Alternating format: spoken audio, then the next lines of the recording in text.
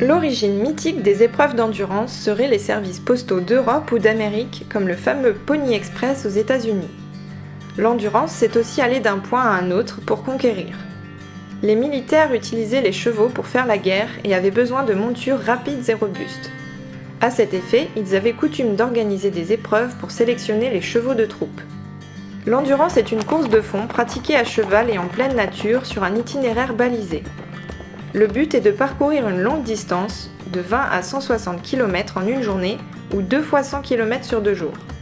Cette course chronométrée se fait en vitesse imposée, entre 12 et 15 km/h ou en vitesse libre en fonction de la distance. Des contrôles vétérinaires obligatoires sont effectués de façon régulière tout au long du parcours.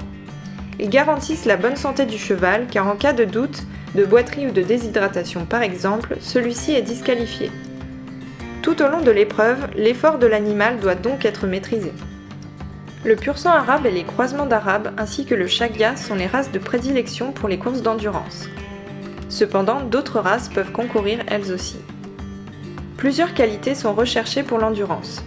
Les chevaux doivent être légers et résistants, avec du mental et un cœur d'athlète. Le territoire de la région Provence-Alpes-Côte d'Azur est particulièrement propice à l'élevage de chevaux d'endurance. Ce milieu montagneux et sec permet de produire des chevaux endurants, rustiques et à la morphologie adaptée aux longues distances.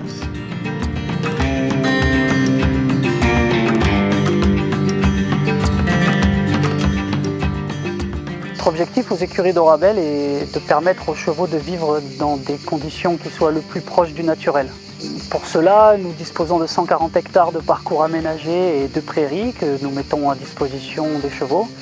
Et nous avons choisi la discipline de l'endurance équestre pour mettre en valeur ce système.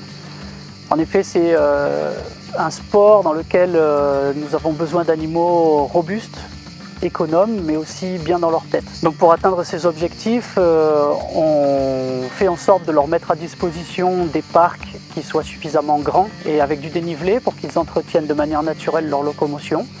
On leur distribue de la nourriture qui est uniquement produite sur place, sur le domaine, donc ils peuvent soit pâturer, soit avoir du fourrage, ce qui nous permet donc de maîtriser complètement la nourriture.